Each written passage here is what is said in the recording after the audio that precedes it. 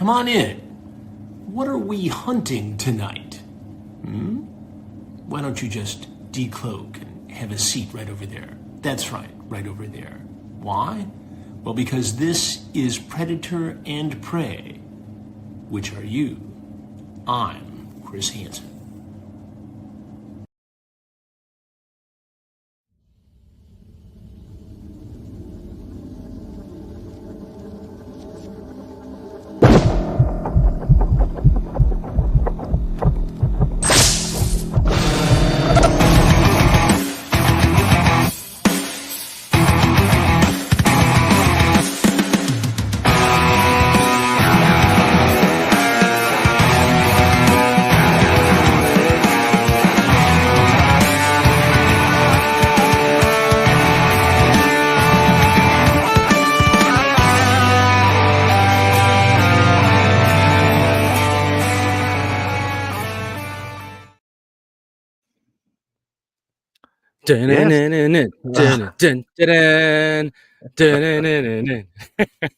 Sorry.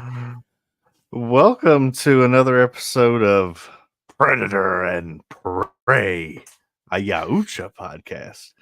I am one of your hosts, Russutja, and joined by my Hotu clan brother, P. Ray. How are you, Ray? Hey, Russutja, very good. Very good. We're back. Oh my God. A lot of people said that we'd never make it for this in particular scenario, but we're here not without a couple of fallen comrades, Russutja, not without a couple of fallen comrades. A shout out to Sparky, Small Knife Sparky, who featured on the last episode, and Justin, the OWLF. I guess they've still got him in quarantine, Russutja. Well, They've still got him. I think Justin the OWLF he had a long hunt, so he's deserved his time, and I think Sparky is still on the hunt, so they're just hunting up the universe out there. Excellent, Sparky. Hope you have the net, one of my favorite weapons, featured in what we discuss this episode. But what are we discussing, Russutja? As if I didn't know. We are finally discussing. Hey, Bronze Age monsters. Hey, Matt and Jacob, how are you? Good to see you guys. Love you guys. We are discussing. It's kind of been a running gag on the show, Ray, in that you were so afraid to finally talk about Cold War. Yes, we are doing Cold War. Yeah, it's finally here. I don't know how I feel. Russell, we'll get some. It feels surreal, you know. But yeah, look, we said that we'd cover everything, right? So we stick to our guns. We do not lie. Before any of that, Russell, what have you been up to? What's been going on? I have been up to a lot. I have been slowly making my way through all the Predator movies. Yeah, that's right. Rewatching them, and I only have one left, and that's The Predator. Not exactly looking forward to it, but well, I understand you're gonna have to rewatch Requiem because from what you told me, you didn't see any of it, right? Yeah, yeah. I watched it yesterday and I didn't see shit.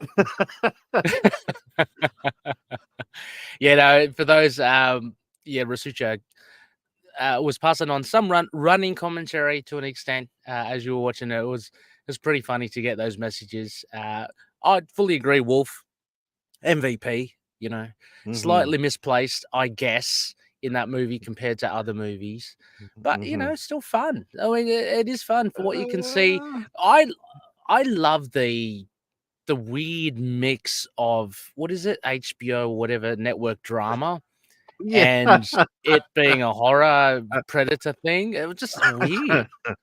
Yeah. Oh man, I don't think it would have been as nearly out of place if it was like Friday the 13th or Nightmare on Elm Street, but the fact that Alien and Predator is just something's wrong here. But that, I mean, without dwelling on it too much, Russutja, I know your thoughts, and you know mine. And look, I'm not in any way, you know, the bastion for this movie, or I just enjoy it. But you know, I kind of see what they were doing. Like, this is the first that was the first Predator at the time movie, Predator AVP, sorry, movie at the time when you get like full on just normal people, right? It's not colonial marines. It's not, well, you could argue Alien. They were just normal, basically garbage truckers of from outer space. But yeah, apart from that, you know, I like it. It was a nice departure from the Commando Crack Squad, or as I said, the Colonial Marine. So you just had these absolutely bland as hell normal people in what I imagine is typical, like, America, in that particular region of America. Like, you know, the father and son were deer hunting or whatever. So that obviously doesn't happen everywhere. But yeah, I don't know. You know, maybe it would have been more forgivable if they didn't cover all those beautiful practical effects with just darkness. You know, I watched a video, Ray, after I watched the movie, and it was all of the Pred Alien scenes, but with 300% brightness up. Oh. And it was still dark. Okay. I thought you were about to say it was a lot better. Okay, but it's still dark. Fair enough. You know, they do say, you know, lighting does cover a lot of blemishes. Maybe that was it. I don't know. But yeah, interesting that you've covered the whole thing, and you've got the Predator to go. Russutja, you got one of, arguably, and I say that with huge capitals, arguably the best ever ending to any movie in movie history. What do you reckon? Yes, we'll just say yes. Yeah. But oh my gosh. I think I only saw the Predator once. I've only seen it the one time. Okay. So I'm looking forward to watching it, but you know, I don't expect much. I remember the scene that I'm most excited for, and that's the operating room, like, escape. That is a good. Yes. And your favorite son, Busey, in there. Keys, yes. Sorry. Yeah. Keys, yeah. A fucking alien. Look, I think I've watched it not nearly enough as, say, Predator and Predator 2. Maybe a handful, maybe I think about 4 or 5 times. And I've got to say, Russell, having seen it once first, the second time that you'll see it now, you'll probably enjoy it a bit more, just because you aren't surprised and disappointed with, you know, what's to come. You know what to expect. So right. Yeah, I mean, there's still the whole weird thing with the sun. But the action scenes are fun. Like, you know, some of the dialogue's a bit, how you going? But some of the action, like the action towards the end, I remember I just really enjoyed when I watched it again. Just fun, you know. And seeing that guy go through that turbine, that was, I've in a funny bit of like irony, I think because that movie was so, you know, not very good, it made me like Predators more. Yeah, I would agree as well. I would agree. And so you put Predators up higher now, right? Than you may have before. Yeah, me too. Yeah, me too. Yeah. A lot of people, and sorry. No, go ahead, Ray.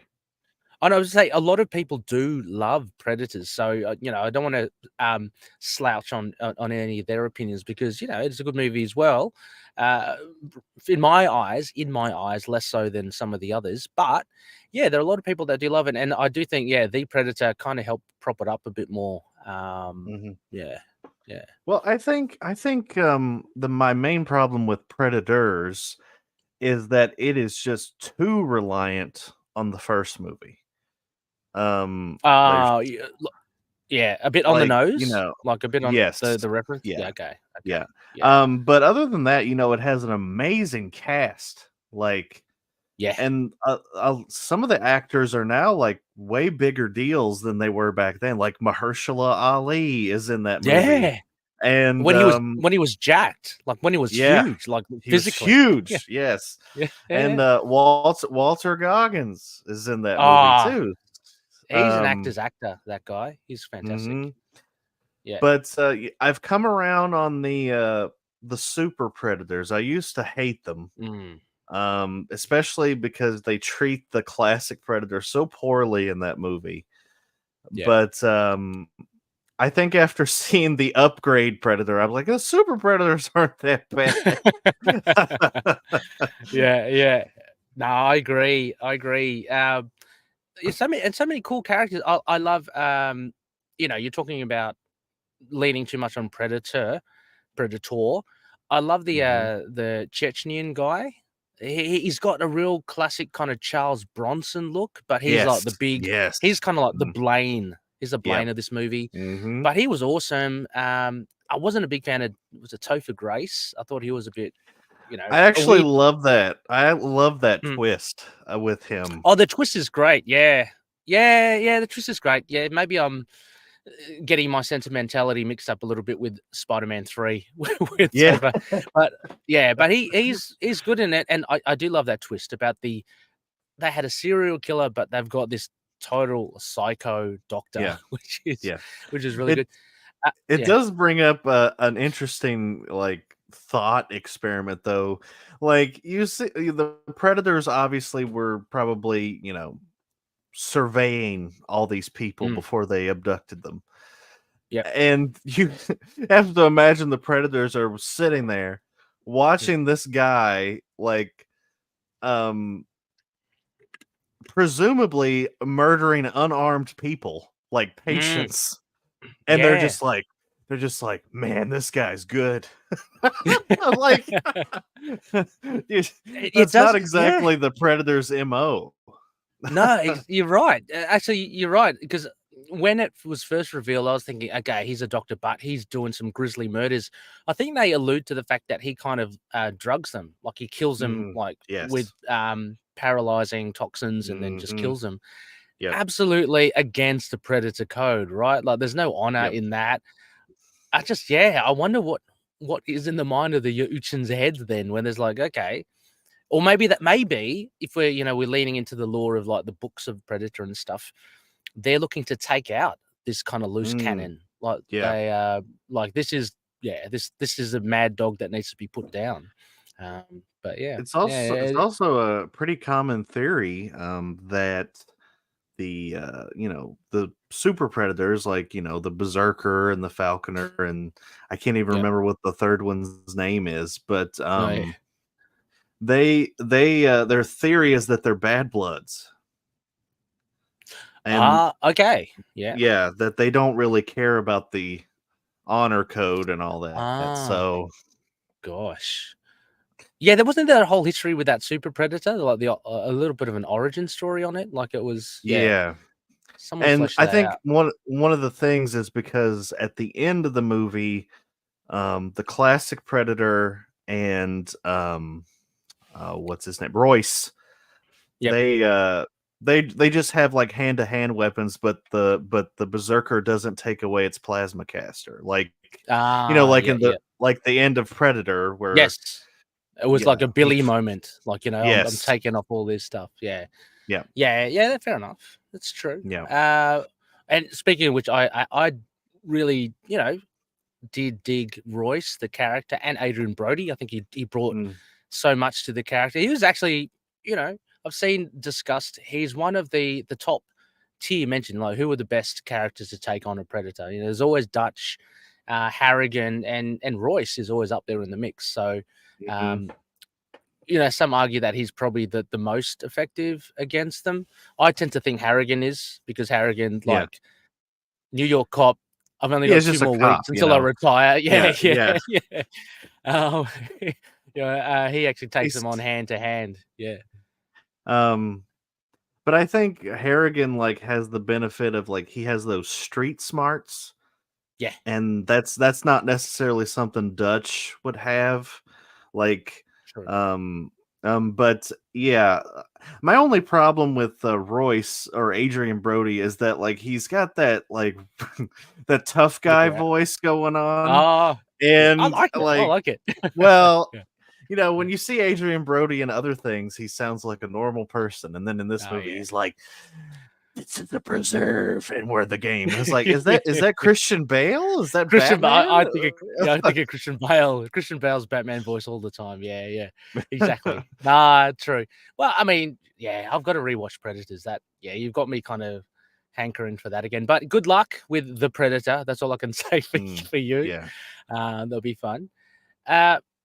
Yeah, look, I mean, this is kind of a little bit of what are we up to and stuff. I'm going to mix it in with a little bit of trophy room, then Russell. Mm-hmm. Shortly after our episode with Sparky, our Mm-hmm. previous episode, I went and picked myself up the Volume 2 omnibus for Predator, the original year. So a huge bout of FOMO. So after we chatted, so I raced over. I said, "Oh shit, I've got to get this before it's out of print because who knows what will happen." So very Right. glad to have that in the stands, in the shelves. But yeah, awesome stuff. Have you? You have acquired a couple of other things as well. I have. I actually have the Omnibus 2 on my Christmas list this year, so hopefully Nice. that's when it'll. And I mean, we still have so much left to Oh, cover from the first one, so we're not going to finish. but We're not going to finish Volume 1 before. Yeah. but yeah, I do have some things for the trophy room. I think this might be the first time that I show off two things at the same time, Awesome. because they arrived at the same time. But I got two NECA Predators in the mail. You are the NECA king amongst the Hotu clan, I've got to say. I appreciate that. I do. So it's two members of the fabled Lost Tribe from the end of Predator 2. Now, what I love about what NECA did with those is because they're on screen for like what, a minute? Yeah. So they took a lot of liberties and like added a lot of character to them. Like first up, this is the Stalker Predator. Yeah, right. He's Lovely. That looks really cool. Hang on. Let me give you. Should give you the. How does that work? Can I do that? No. Oh, fear of. Oh yeah, here we go. No, don't worry. I was going to make your thing bigger. That was all. Yeah. Here we go. Let me see if I can. Yes. Yeah, that looks great. That's awesome. It kind of looks like the one from the cover of Cold War. Yes. Yeah. But I think this one is by far my favorite. This is just because he's got one of the coolest masks. This is the holy man of the group. This is the shaman. Shaman. Yes, that is my favorite one. And I went giddy when you showed us that photo. That was awesome. The shaman's great. I mean, love him. It adds, as you said, like a couple of minutes on screen, and already you've added like this level of culture within the Predator just by it. And correct me if I'm wrong as well, Russell. I think in the documentary, like with those in the movie Predator 2, The Lost Tribe, I think they were allowed to just design their own stuff. So that was all. Okay. That was where, that was the people that were in the suits. They got some input as to with the costume designers as to what to make their Predator look like. So yeah, so that's a level of thought. Whoever thought of the shaman, hats off to you, sir. You can also catch them dancing in sync on YouTube somewhere. That's the Los Angeles Lakers at the time is who's in those costumes. So I wonder who it was. Yeah, I'm sure we can find out. Apparently, those costumes were do you know why they're called the Lost Tribe? No, because assuming it was just a myth. Those costumes were stolen. Really? Yeah, I love it. I love it. So that's how they got dubbed the Lost Tribe. Yeah. So you can kind of get a sense of how these things are formed, and then just As you said, NECA and fans just ran with it and just created the whole kind of back history to it. I love it. So no, they look very good, Russell. Far out. I get would back love into that. to. I brought this up on the AVP Galaxy forum, but a comic series focusing on the Lost Tribe would just be absolutely awesome. Absolutely. How they got to where they were at Predator 2, as well. But somebody brought up in that same thread, they're like, well, I think we might see the Lost Tribe very soon because they were kind of hinted at the end of Predator or at Prey. Oh, at Prey. Oh, because they were, weren't they? Because of the gun, right? The gun, yeah. The elders got to get the gun, so yeah, that's true. See, I disassociated both of them. Like, I assumed that gun obviously made its way to the Lost Tribe, but over the course of time, So I mean, but absolutely, they could be the ones that actually meet up with Naru, and then you have a full on fight. That'd be awesome. I noticed something because Prey kind of, because of it had the gun, it kind of tampered with a Dark Horse story where the elder gets the gun. Yeah. But in the Dark Horse Predator 2 adaptation, the gun has a different inscription on it. It's not the same. Is it? Okay. Yeah, it's weird. It's just like they couldn't remember what it was in the movie, so they're like, just throw something on there. But, messing with the timeline here. It's like, oh, it's a separate reality. Oh, right. I've heard Dan Trachtenberg say that, Prey doesn't necessarily negate that story because, maybe at some point during that year, the gun traveled around. So yeah, we'll see. But speaking of Trachtenberg as well, I mean, like, we could put up I won't even hardcore news and all that. Did you see? It might have been pure fan speculation, but they were looking to maybe get Trachtenberg and who's the gentleman that direct Romulus to Fede collaborate? Alvarez. Yes. Yeah, to collaborate. Well, and do that an actually AVP. that comes from a quote from Alvarez himself when he was asked about AVP, and he said, "I would have to do it with Dan, and we would co-direct." So I would love that. Yeah, that would be good.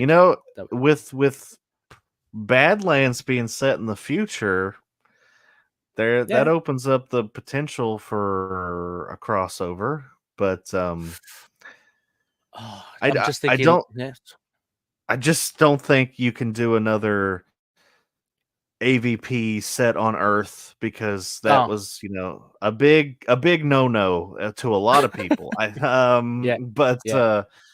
Because the whole point is that the xenomorph, the whole thing is Ripley's trying to prevent that thing from getting to Earth. Yeah, and then it's like, oh, they were already here. They're already there for a long time. Yeah, with the Mayans, and it was like, oh, okay. No, I'd agree with that. I mean, it was fun to see them in present day, but you don't want to stuff up too much with the objectives and sacred legacy characters. So, that would be good. I'm just starting to think of, like, Fire and Stone, Russutja. You start getting engineers involved. You start getting all the different sorts of aliens, like, somehow as they evolve. That would be awesome. That would be really good. See a Predator versus Engineer. That would be good. Or was it the space jockey? Get a space jockey, a live one this time. Let's see what happens. Well, I mean, I think it was implied that the space jockey was an engineer. Yeah, I saw something recently as well. But I mean, there's a lot of Alien fans that are like, not my space jockey. Exactly. Yeah. True. Yeah, well, plenty of things to look forward to. Forgot to tell the listeners, of course, we are live streaming. Get your comments in. If you're listening to on podcast, you missed the boat there, but hoping you're enjoying this spoiler-filled what, Mhm. 30-year-old comic book series, Russutja? 30. It'll be 34 this year. I think it's 1990. Wow. Oh, I mean, should we bounce right into it? Let's get in. Okay, let's do it.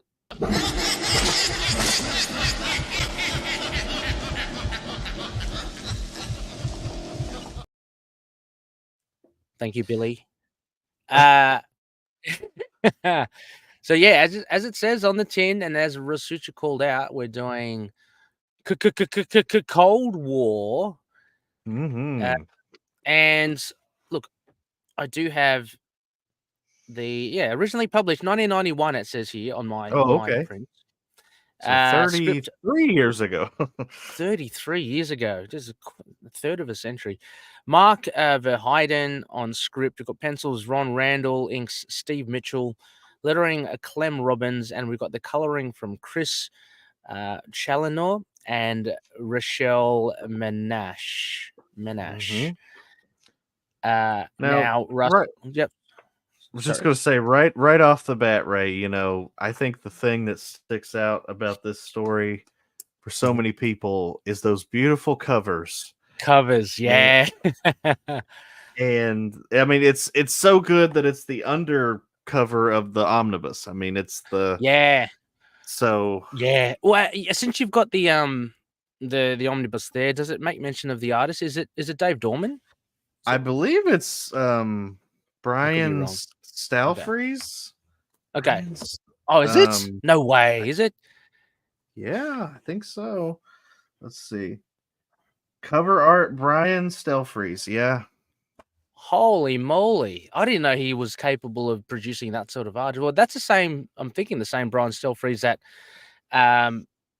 collaborated on some Black Panther stuff as well. I would assume so. I think it's But the very same. different styles. Yeah. Yeah. I think he did a lot of Green Lantern work too. Yeah. Very different style though, but both great. Mhm. So yeah, fantastic. Yes. So the cover arts were fantastic. I guess in a nutshell, Russell, how would you kind of summarize this? It's a 4 parts, isn't it? 4 parts. Yeah, it is 4 parts. So there's it's a good bit to summarize, but this is a sequel to the original Predator comic, Concrete Jungle. This is Mm-hmm. the continuing the story of John Schaefer, the brother of Major Dutch Schaefer, Yep. and apparently that is it was the first time that it was the first time a Predator story had a recurring character. Yeah. Because not the movies didn't do it. And the comics hadn't at that point either. So yeah, it's the first Predator story with a returning character, unless you count like being on a TV screen in Predator Yeah. 2. Yeah.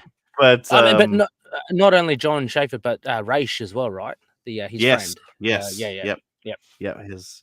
I think they were partners Yeah. for the NYPD.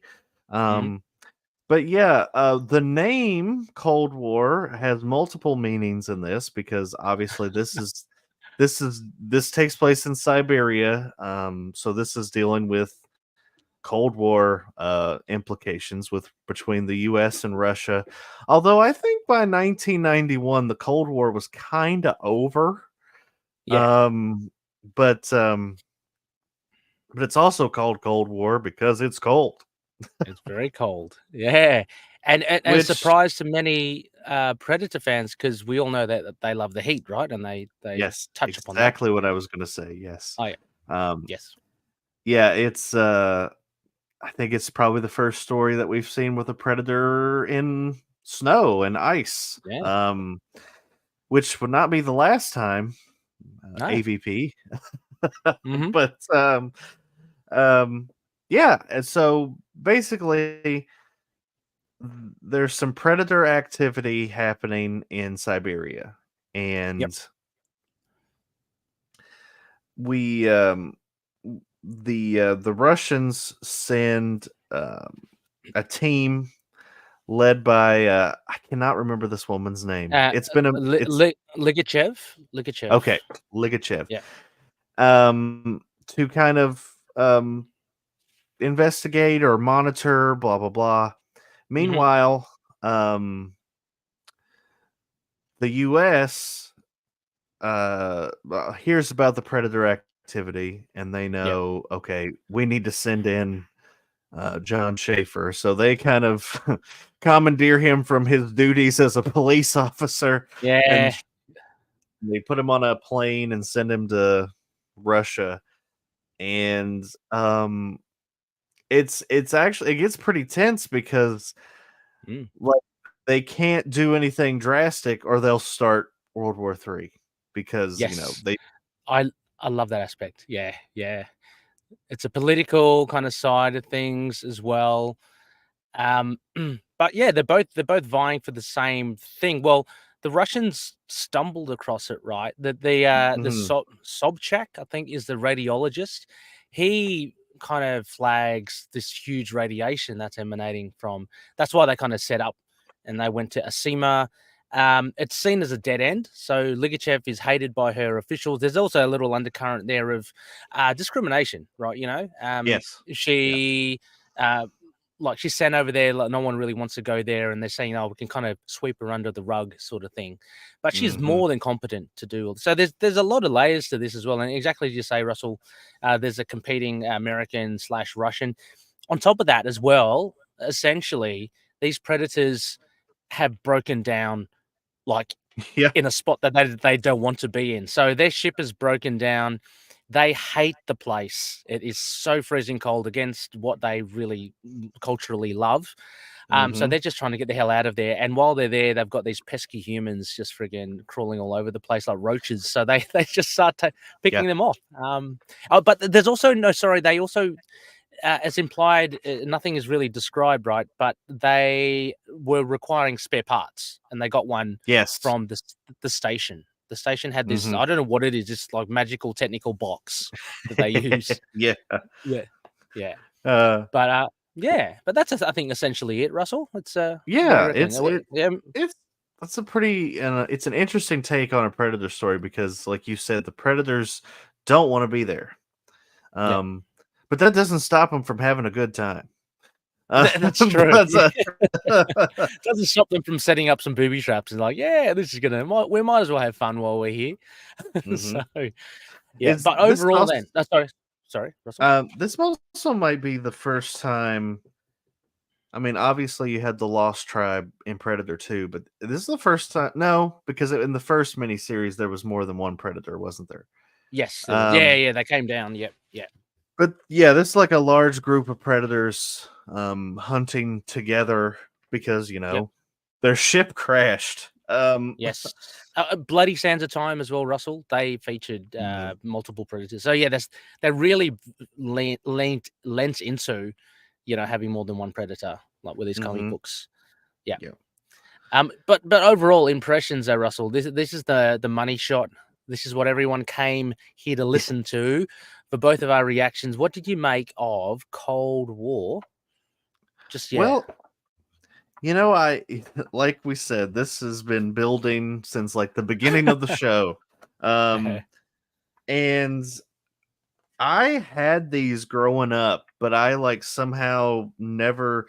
I probably read I either read them and forgot them, or I didn't read them all the way through or something because this was so like new to me. Other than the art, I really loved it. I was I remember Ray, you always said so boring, it's so boring, and I'm like, we open with this explosion and a predator blows someone's head off, and it's just it's like I didn't feel that there was a lack of Yautja in this. Because there you run the gamut of showing them too much or not showing them enough. I feel like they're Mhm. just right in this story. Plus, Schaefer is an interesting character, and Mhm. the Russian lady is an interesting character, and Mhm. them teaming up is pretty cool because of the tension between their Yes. countries. Yes. Um, And yeah, I just really the tension between themselves. There was like a little bit yeah, of something happened there. Yeah, yeah. yes, of course. Um, one of my favorite like little bits of just like throughout the story Mm. is that the blood is frozen Yeah, and that's like they come back to that point again because it is such a cool effect, like in your mind's mhm, eye, like visually. yeah. Thinking, oh gosh, yeah, glistening, just frozen into. Yeah, I agree. I agree. Well, Yeah. Ray, this is the moment we've all been waiting for. What did you think? Yeah. Uh, let me just say, to some extent, I'll have to retract my original statement. There, look, I recognize the passages, like rereading it, where I was ultra bored when I did first read it, and then I read it more often, like more recent-ish, and I had that kind of same thing. But that could have been all situational. It could have been maybe I was rushing to read it or something. I don't know. But um, for me, you're absolutely right. Number one, you're absolutely right. There's a lot more action when I read it here than I remembered. Because Yeah. when I first read it, like back when it first came out, all I was doing was I was just waiting for all the talking to end, and I just wanted the predator action, and they Yeah. came, right. But you'll have to agree that Verheiden's writing is quite dense in some Yeah. moments, right? And but Yeah. there is a value in that because he is building up these characters, and he's got a cast. He's got Raish, so there are like three subplots, right? He's got Ligachev, Mhm. which again back in the day I found like boring because Russians had nothing to do with Predator. Then you had John Schaefer, which for me was semi-interesting because he's connected to Dutch, right? And when I was reading Mhm. these comics, very tied to the movie, so I was like, okay, cool, cool. He's kind of like a semi-Dutch. And then you had Raish, which again I found boring because he was just this fictitious character made through Dark Horse that I had no real Mhm. interest in. But looking back on it now, I really do appreciate the character building that Verheiden has done. Um, Mhm. and and the whole premise as well about the predators. The predators is good. Uh, they're good. Then they're not as I don't know. They're not as much of a force of nature. They're there because of their circumstances. It's not like they've come, like if that makes Mhm. sense. Yeah. Uh, but I did enjoy the action scenes. The one of the things I remember was when that guy gets caught in that giant, oversized bear trap with the spikes, and he's just kind of Yeah. pinned like a doll, and he's going, ha, ha, ha. And then the predator is continually just shooting these needles at him. You can Yeah. see it just go pun, pun, pun, pun, pun, pun, pun. Yeah. It's like, wow, that I remember. That was really cool. But I remember back in the day, I was wanting more of that, and I didn't appreciate the building that Verheiden was doing. So reading it again, like just in prep for this episode, yeah, I found Ligachev really well rounded. Like her relationship with her subordinates, her relationship with her superiors. Was very interesting how she kind of mixes in with them and she becomes real friends with them. And that is kind of developed to the point, and I love that shift where it goes, oh, I used to love this space or whatever, and then it shifts to, but not now. And then you have the frozen blood and the hanging Mhm. decapitated corpses.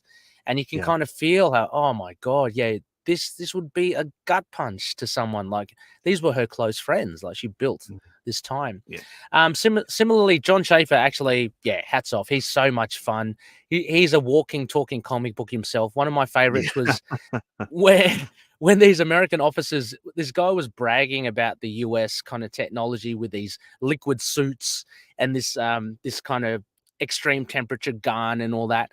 And then John Schaefer just says, "Does it come with a purse?" And I just had to laugh because it's just such a cynical, friggin' smart ass comment. And he does that throughout the whole thing. And I love this kind of John Schaefer with his Hawaiian shirt, which is why Brisson Yes. brought him back with the Hawaiian shirt. Mhm. That's him in a nutshell. But he's also a kick-ass guy, and as Ligachev says, he may seem like an asshole, but there are many times where he could have just bailed and he stuck around. So there's this kind of bravery, I don't know what it is, heroism that he has that you've got to admire. So I love that. And Raish was good. I wasn't as bored with him now because I mean I like his loyalty to John, and I mean it all fit in. It fit well, like what he was doing. So I wasn't like, oh, when will this end? Like his little subplot. I enjoyed it. I found it but yeah. so hilarious how he ended up in Siberia. Like, just this random cop is going to intimidate all these like U.S. officials into letting him go to Siberia.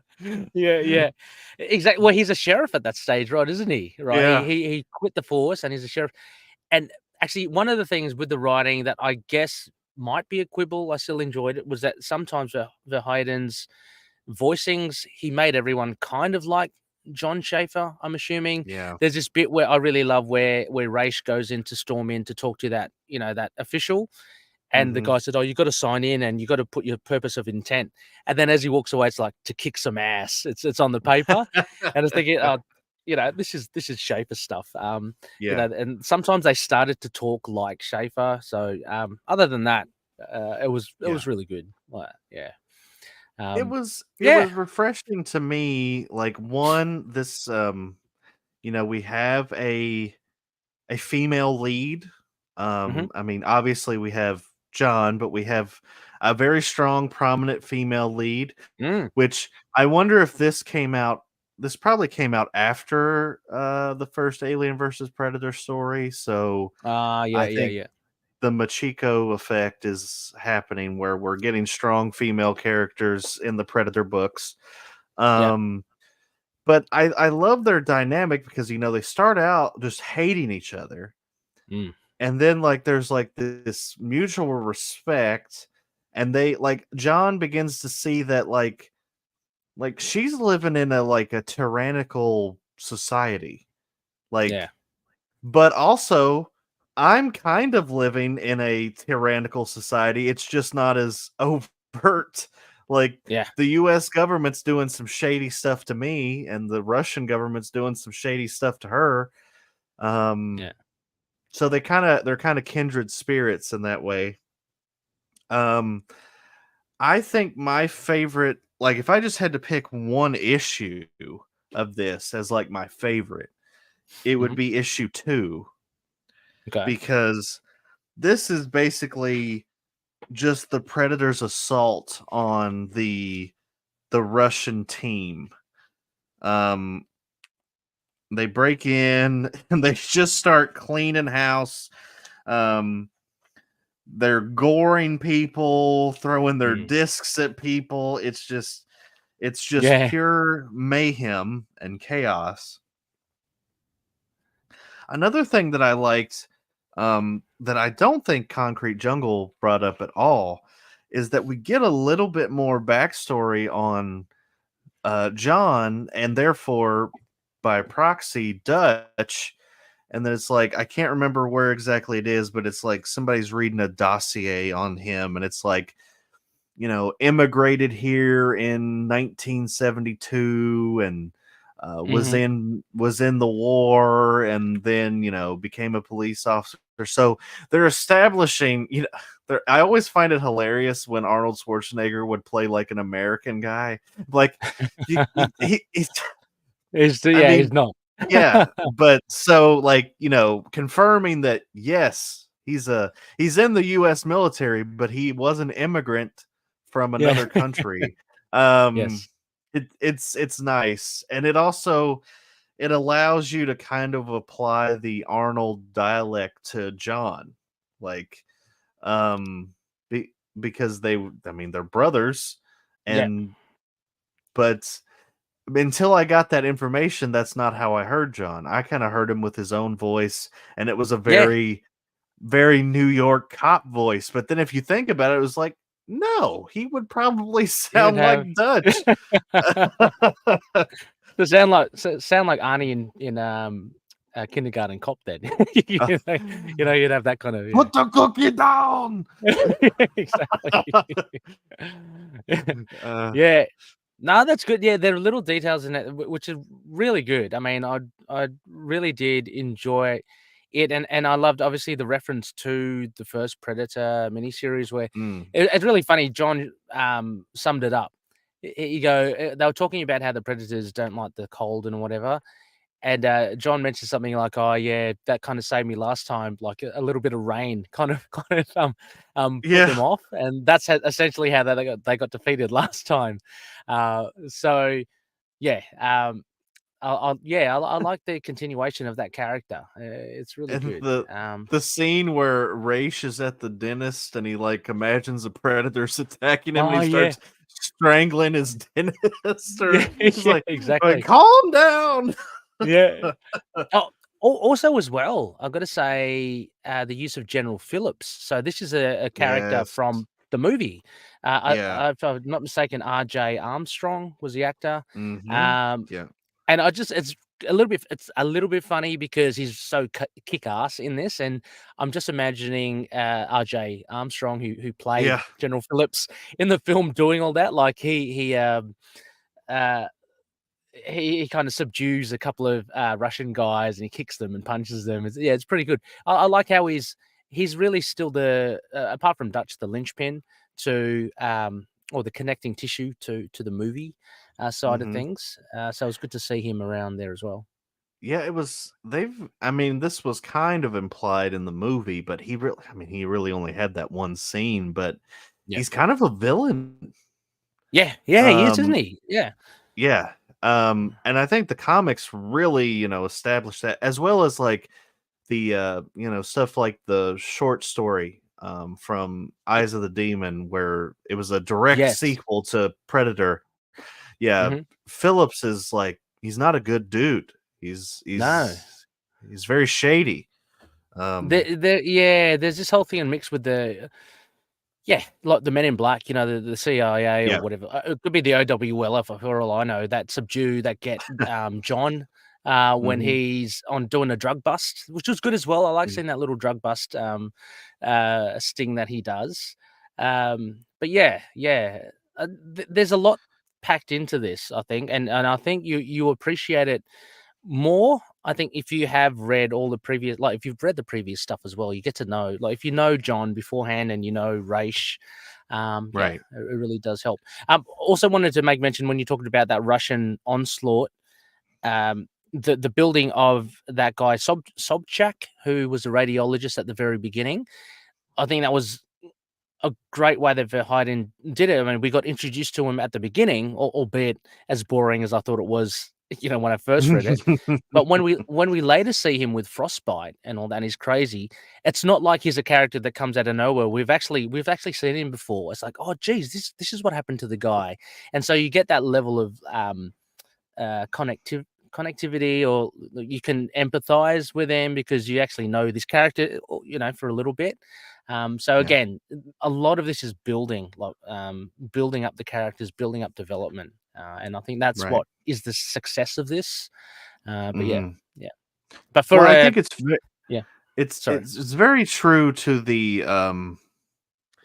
like central theme of the first Predator, which has this like anti-authoritarian kind of spin to it, because the military screwed over Dutch and his boys. Like, yep, they would not be there if the military hadn't, screwed them over and lied to them, and yeah, all that. And I think this continues here, where we're seeing that yes, the United States government is like not good. mm, yeah, And Verheiden does a very I'm poignant in comparing, the US government to Russia, and like they're not mm, so different when it comes to certain things. yeah. Um There's but a lot of clever writing. There is a lot of clever Yes. writing here with a lot of layers. And yeah, and again, I just want to defend myself by saying, as a 14-year-old who first read it, you probably didn't pick Yes. up on all Oh that sort of yeah. stuff. Yeah, Right. you just want to This see is action. You just want to see yeah. killing. Yeah, yeah, I totally see. If I read this at 14, I probably would have hated it too. yeah, I think I appreciate it more now as a 30-year-old man, and also, like you said, who had read Concrete Jungle and established who yeah, John was. I also I want to talk a little bit about this final battle. Um, yeah, yeah, absolutely. so it's on the Predator ship, and it's John and Ligachev. Is that it? Ligachev, Ligachev, yeah. and they're fighting a group of predators, and it's never really brought to attention, but like there's this predator that just has like an arm cannon. Like I didn't even notice like that. Hang on, let me. like I don't know if you can see Yeah. that, but it's just doesn't have a hand. It's just like a gun. Oh, okay. Oh, okay. Um Maybe I just saw that as him holding something, and yeah, I could be wrong, but yeah. Let me see. unless it fits over his hand, but Yeah, yeah. Which the netting in Predator 2 yeah. that Yeah. almost fits over his hand as well. Yeah. You're right. Yes. You're right. So that's probably what it is. So it's not some predator weapon that has never returned. It's Yeah. Yeah. If but NECA caught onto that, they would have created a whole yeah. backstory. I also love that it Dutch gets ensnared by the net, and she shoots it loose. I'm like, you gotta be Yeah. precise. You gotta be precise to get rid of that. How Um, cool is that? Like, I love it. What does Jut say? He says something, oh, but yeah, that was some pretty good shooting, you gotta say. mm, yeah. Yeah, no, and again, that just adds to her kickassery, Ligachev's kickassery, and she saves Dutch, you know, more than one occasion, I think. In this instance, she certainly did. She killed the Predator. But Hmm. I love the shift between this Cold War and then you're back into what you're familiar with, which is essentially the Predator 2 ship, you know, the Hmm. oranges Yeah. and they Yeah. take off their gear and they're all muscly and sweaty because it's Mm. so hot in there. Um, Yep. yeah, no, I love that. I love that bit. And yeah, and then that all kind of comes to a head because you know all the factions come together.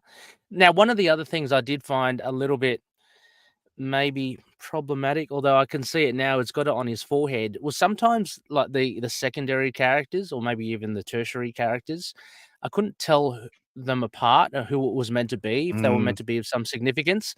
So I'm looking at the bit where I can see it now, it's Wilcox. I assume he was part of the special ops.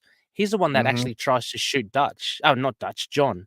Um, and yeah, and I don't know, there were a couple of other things. There was who was that?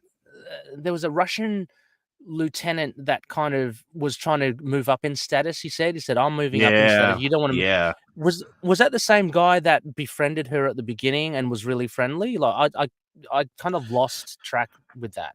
Um, I would imagine it was like he was, pulling the wool yeah. over her eyes.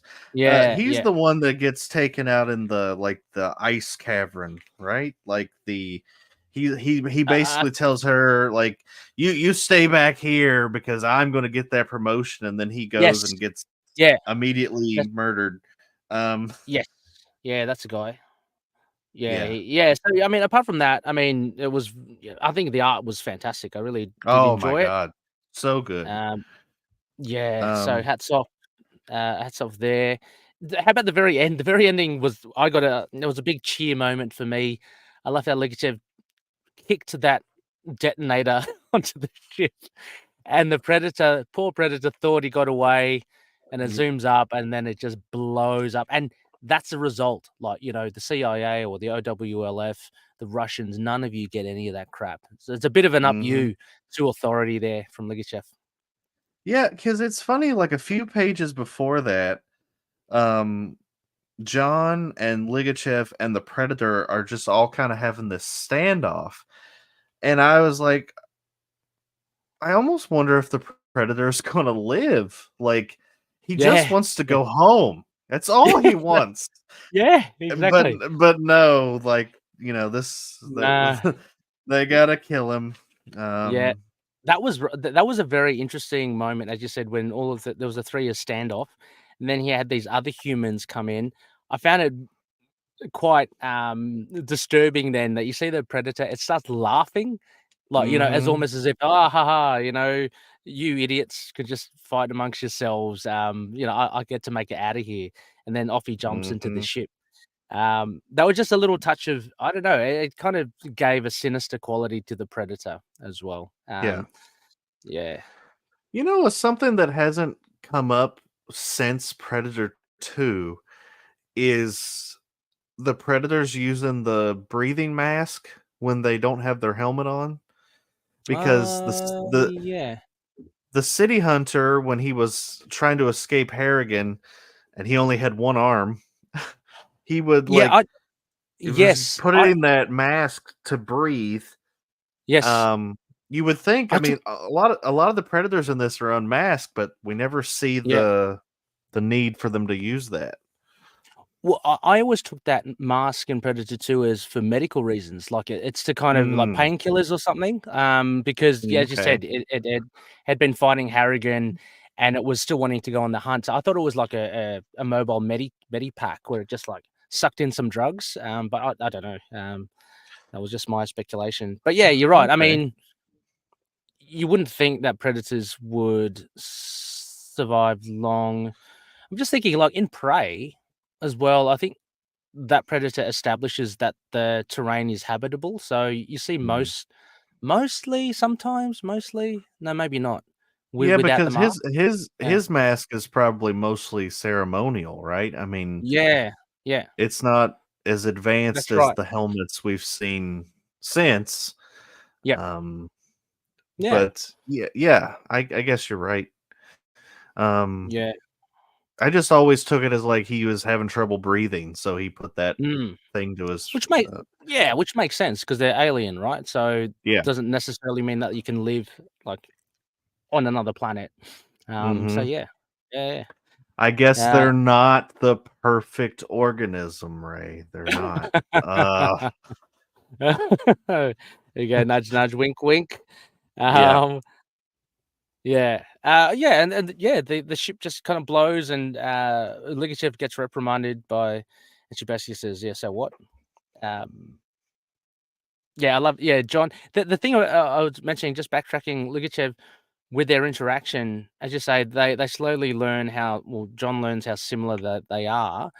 But there's Hmm. also like a psychological thing I think that Ligachev pinpoints into John, and it kind of stops him in his tracks. There's a thing where like she calls out twice to him, like, "How can you be so freaking unfeeling? Like, how can you? Why are you like the way you are?" And then I think he says something like he pauses, and she storms off, and he says, "Yeah, good question." Like Yeah. she really does get under his skin, and I think that um, aids in him having respect for her, like someone that finally kind of understands where he's coming Hmm. from. Yeah, Yeah. yeah, or at least calls out, acknowledges why he is, yeah, the way he I'm is. I'm I haven't read it yet, so I'm curious if, because I know that the John Schaefer trilogy concludes with Dark River, Mm, and I'm wondering if Ligachev is in that or if this was kind of her one and done. But yeah, I honestly but can't remember. Yeah. yeah, because I know Dark River has John Schaefer, and it's the end of the trilogy, and we wouldn't see John Schaefer again until Hunters, which was one of Mhm. the last stories that Yeah, Dark the last Horse run. did. Yeah. Yeah. Um, They but had a yeah, cast of thousands, but they had a Enoch as well from, yeah. Enoch. And Yeah. I think I don't know if we talked about this. Well, I wasn't on the big game episode. Mhm. But Enoch comes back in this omnibus. Um, he's in another story, which I Oh, think, there's another one. Okay. yeah, I think someone had commented, well, he doesn't come back until Hunters, but no, he's actually in a Dark Horse Presents. story in the Nice. omnibus. So more Enoch. Well, no, you've been like working your way steadily through the omnibus. You've been doing so much work, Russutja. You've got the movies almost down pat, and then now you I don't know how far you are with the omnibus, but like it's a pretty big tome. So We'll I've got see. to start catching up. Well, So I am. Yeah. I am. I haven't started it yet, but I'm to Dark River, and after Dark River, there's 3 more stories, so I'm almost done with the omnibus. Wow, fantastic. Yeah, I mean we're going to be covering all of that. Don't you worry, Hotu clan members. We'll be getting through it. I mean, this has been it's always great to revisit these things and to get different perspectives, Russutja, on what you thought may have been one thing, but it's another. So, Yeah. unless there's anything else, do you want to give this a rating out of skulls? Skull rating? Ooh. Ooh.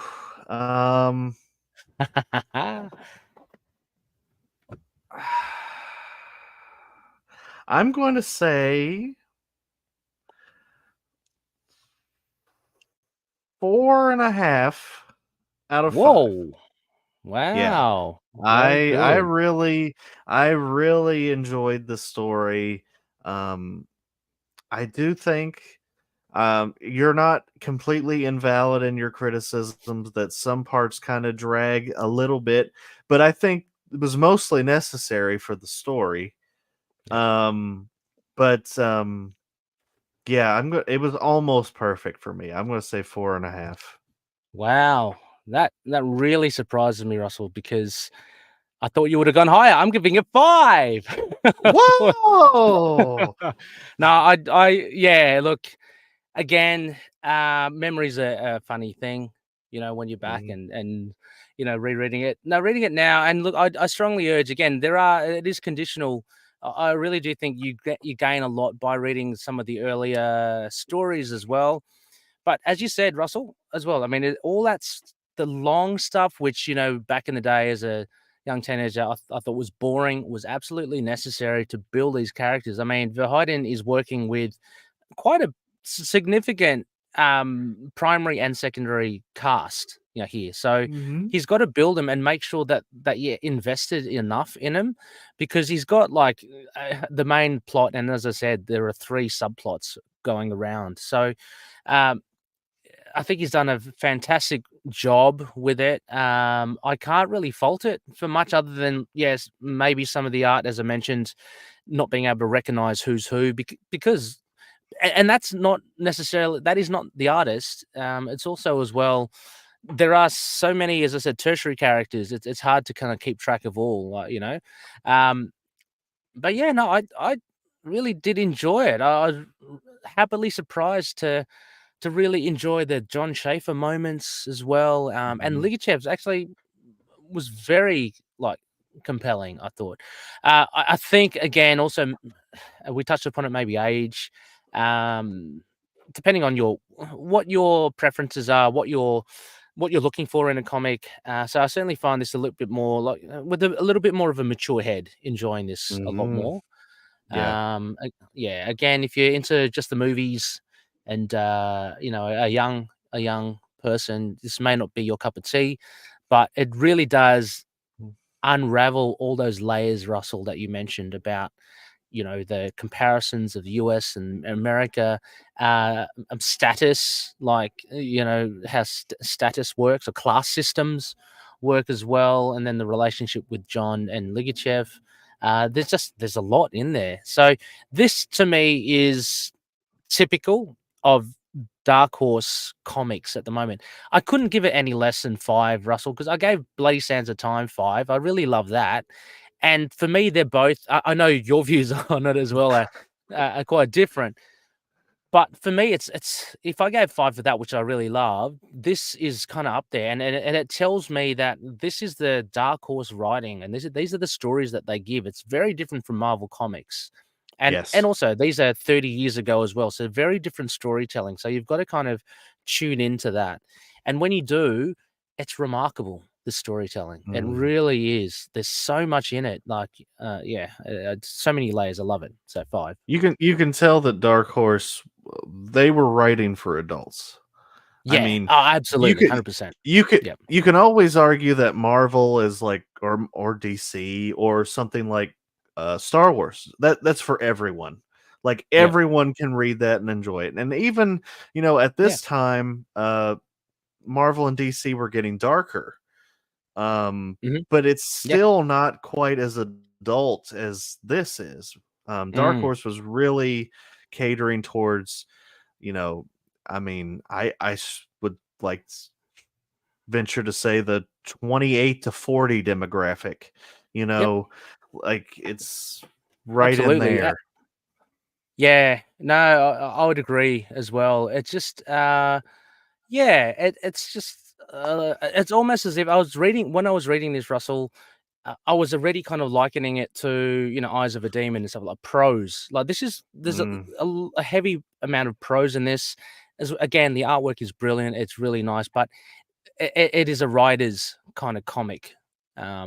especially the way that Verheiden writes it. I mean, he doesn't filter, he doesn't edit, I don't know, as much his text as you see these days. And you get some modern writers like your Kelly Thompsons, who I absolutely love, that do remain dialogue heavy or can be dialogue heavy. But this to me is synonymous with a lot of Dark Horse stuff. It's just really storytelling, and you have some pictures with it. Yeah. And I would Yeah. also like, and I mean this as a good thing. Mm. It's wordy, but it's not Chris Claremont wordy. Yeah, It's yeah, yeah. Oh yeah, it's not Claremont was, like yeah, you're right. Yeah, yeah, diarrhea of the pen, if you will. yeah, Just yeah.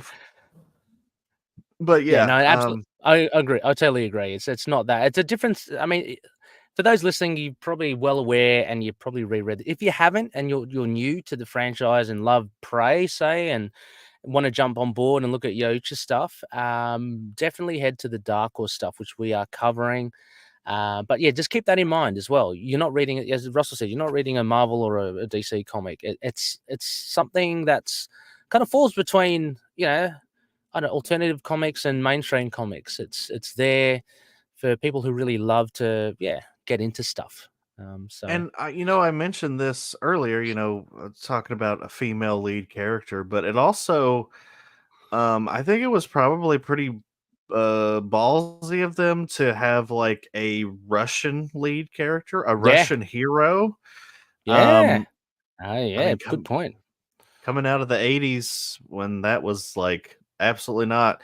It's all Ivan Drago and They're all villains. Yeah, yes. Russian for a long time. Germans, British, all bad people. So Mhm. really good to have, to have it on the other side, which is pretty handy. Well, Ray, do we want to we actually launched something this We month. did, yeah. Let's go through that. Yeah, let's do that. Absolutely, Russell. Do you wanna let the listeners know? Yeah, so we have launched a Patreon um in the attempts to commission some proper artwork for the show. I Yeah. recently made up that like logo for us, but it's still pretty. Mhm. It needs something, and I have a vision in my head, but I can't draw it myself. I have to have somebody do it. And Y- that yeah. we're not gonna. I would rather die than make AI art. So Oh yeah. we're gonna we're Yeah. gonna pay an artist. They Yep. work hard. They deserve their pay. Um, Absolutely. but yeah, we've launched a Patreon, and for now, uh, we have 4 tiers. Mhm. We have a dollar tier that's just kind of like a virtual tip jar, like a thank you, and we'll shout you out on the show. We have a $3 tier where you'll get the you'll get the podcast versions of the episodes a little bit earlier Mhm. than the average listener.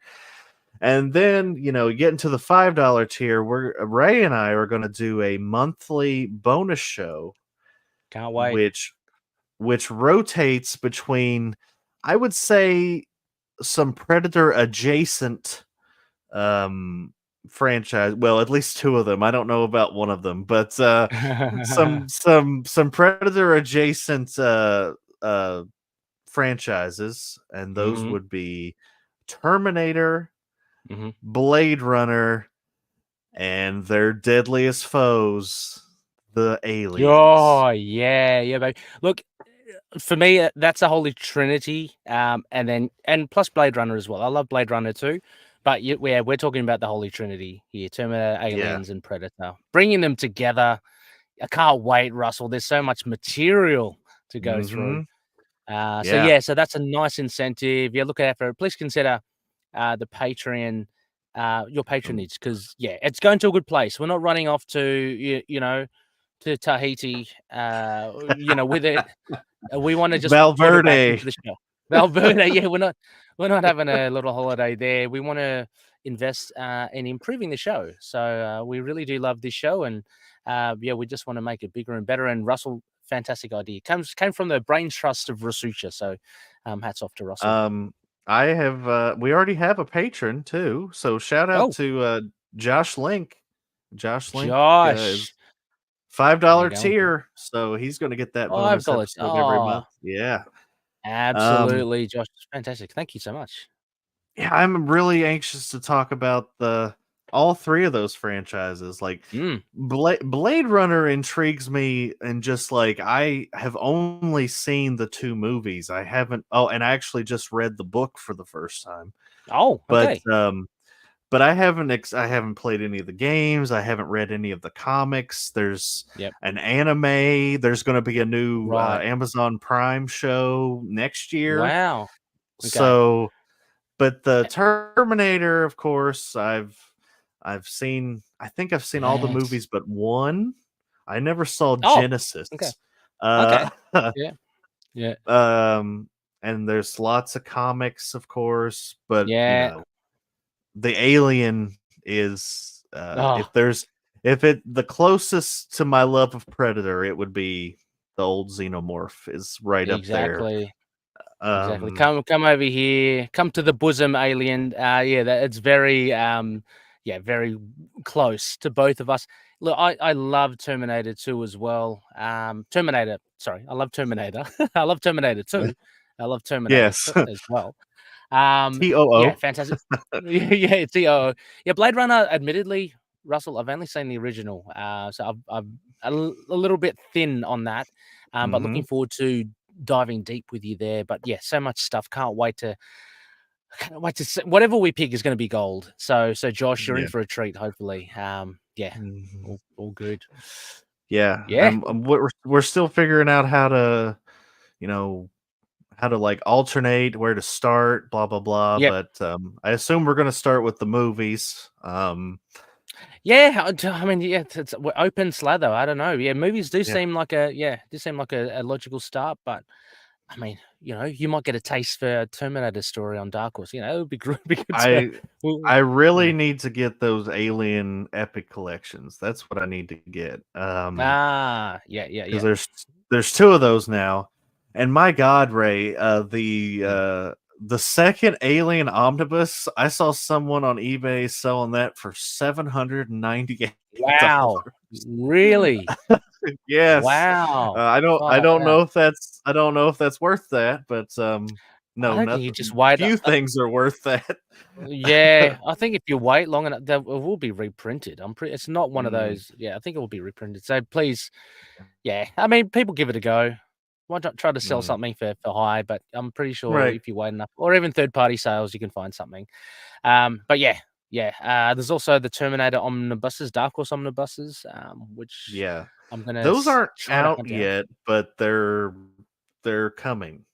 'Cause I Oh no, think I mean those the were old. Kickstarter r Oh, the old Oh, ones, the old yeah. old ones. Yeah, there were 2 volumes. But I remember. Yeah. Dynamite just did a Kickstarter for Yeah. Right. Yep. they're recollecting all that stuff, so, I'm um gonna get onto that. Got to get onto that for sure. well, All right. Well, uh, sorry. I did also wanna bring up that I have, 2 other episodes in the works. Lovely. There's or actually 3, because I've been in contact with some of the prose writers that did some of the anthology stories.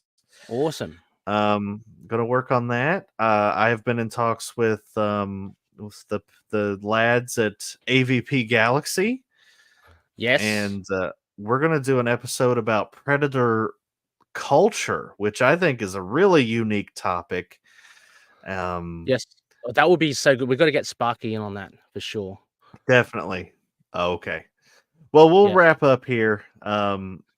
So Yeah, but absolutely keep a close ear and eye on all our social media platforms. Discord is the place to be.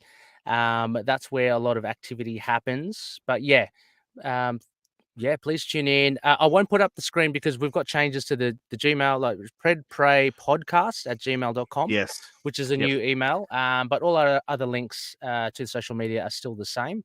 But yeah, go check us out. Go check out the Patreon, patreon.com/is it Predpray Podcast. I believe so. It might be actually Predator plus Prey. That might be it. Predator. Okay, Predator plus Prey. Yeah, I'll put the link into the show notes as well. So all right. yeah. But thank you, until everybody. next time. Exactly. As always, shit happens. Catch you later, everyone.